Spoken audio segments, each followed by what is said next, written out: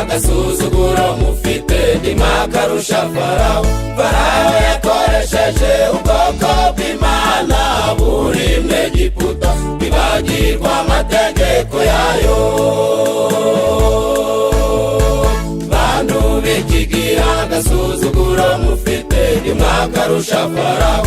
Farawo yakoresheje ubwoko bw'Imana buri mu Egiputa bibagirwa amategeko yayo.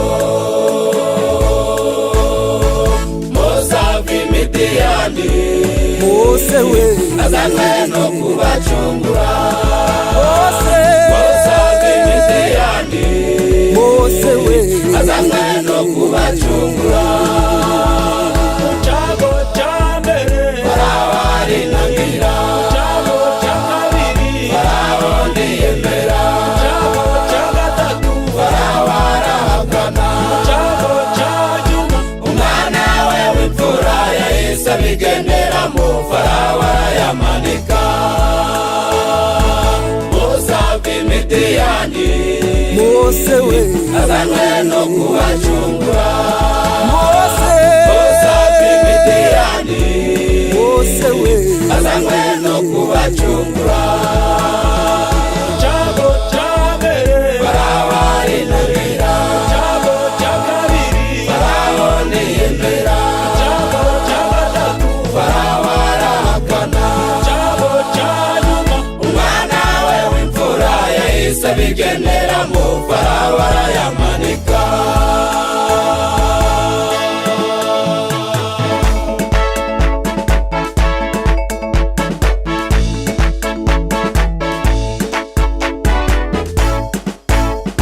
Inatwa iki gihe icyago cya mbere Cyajara amacinya, Cyago cya kabiri Cezari Ebola, Cyago cya gatatu iyi ni korona.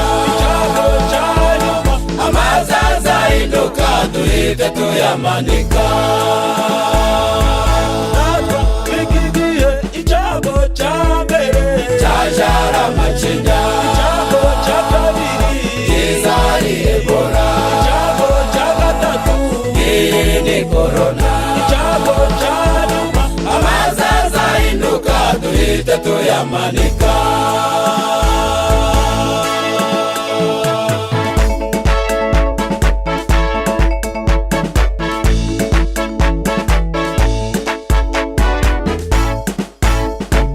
Uyu Mose tuvuga ni Yesu uwazamutse aja mu ijuru.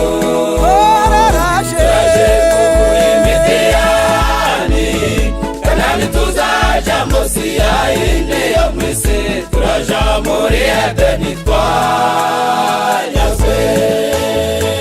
Uyu Mose tuvuga ni Yesu uwazamutse aja mu ijuru.